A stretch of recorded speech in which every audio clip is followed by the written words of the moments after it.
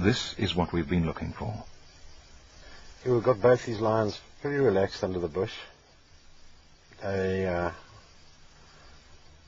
focused on me.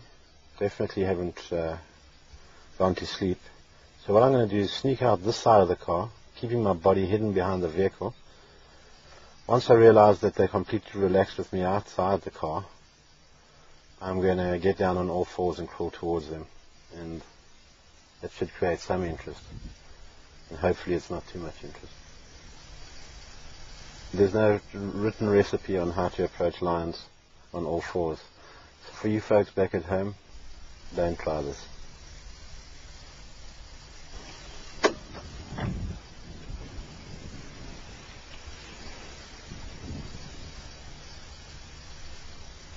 The lions are aware that we're out the car. One staring continuously in my direction.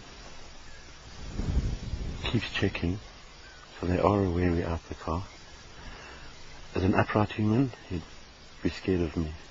If I went down on all fours, it'll change his attitude. Let's just show you.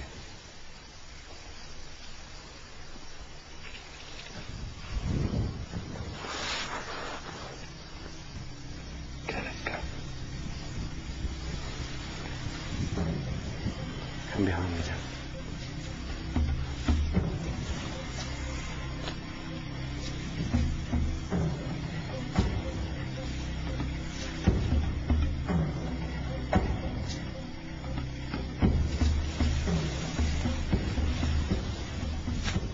Straight towards him. I think he's going to probably scoot, so I'm going to crawl towards this bush in front of me.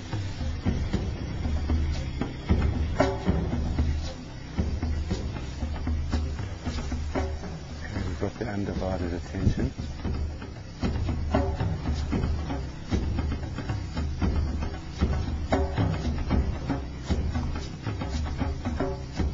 Lions have individual character. Mike will be meeting the more confident one.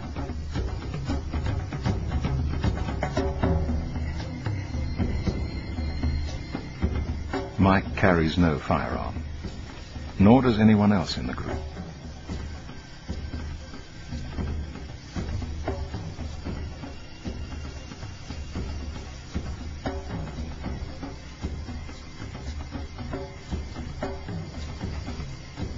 If the lion rushes Mike now, he has absolutely no chance of making it back to the vehicle.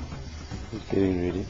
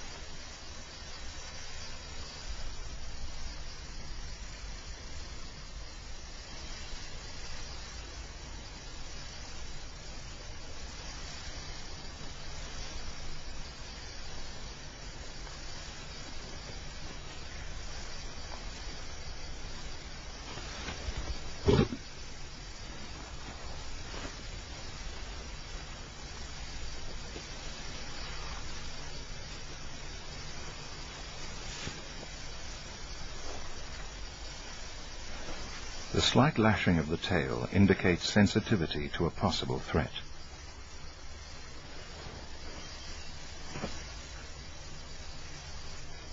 Mike has spoken of floating over the edge of the lion's comfort zone.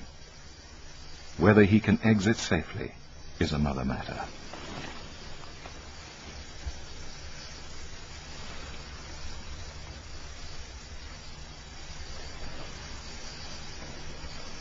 The second lion seems to be regaining its confidence. If it joins the proceedings, Mike's situation will become doubly precarious.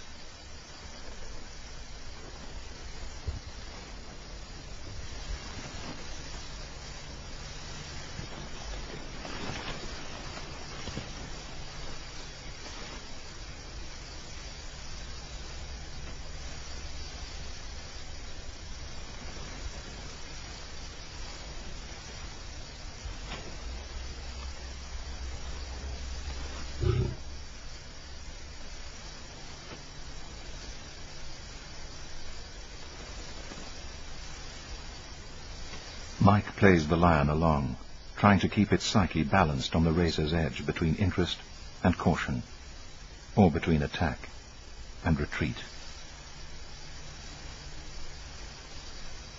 By looking away from Mike, the lion avoids a direct staring match, and at the same time shows its teeth in profile. The pose is partly defensive, partly threatening.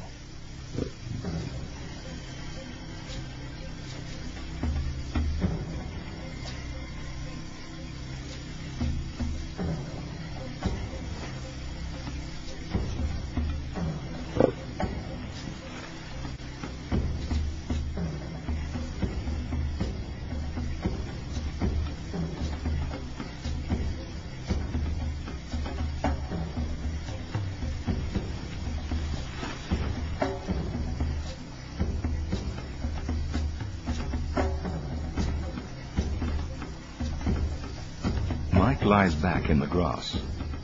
This is the least threatening, most submissive pose he can adopt. It also means that if the lion decides to attack, he will have no time to get to his feet.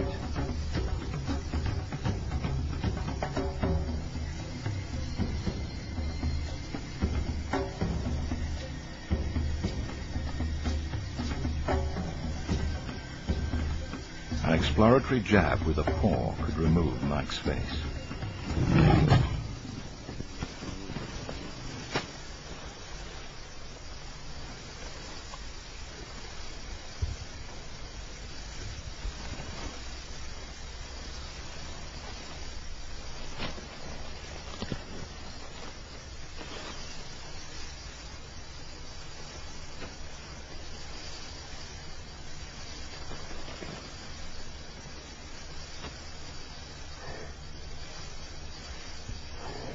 One of the things that you notice when you're really close to a lion and his mouth open is a very black lip and his canines, which is obviously his weapons that should anything go wrong, that's what he's going to tear you apart with. So one thing that's very prominent is that black lip and that huge canine. I mean, the circumference of the bottom of that canine was about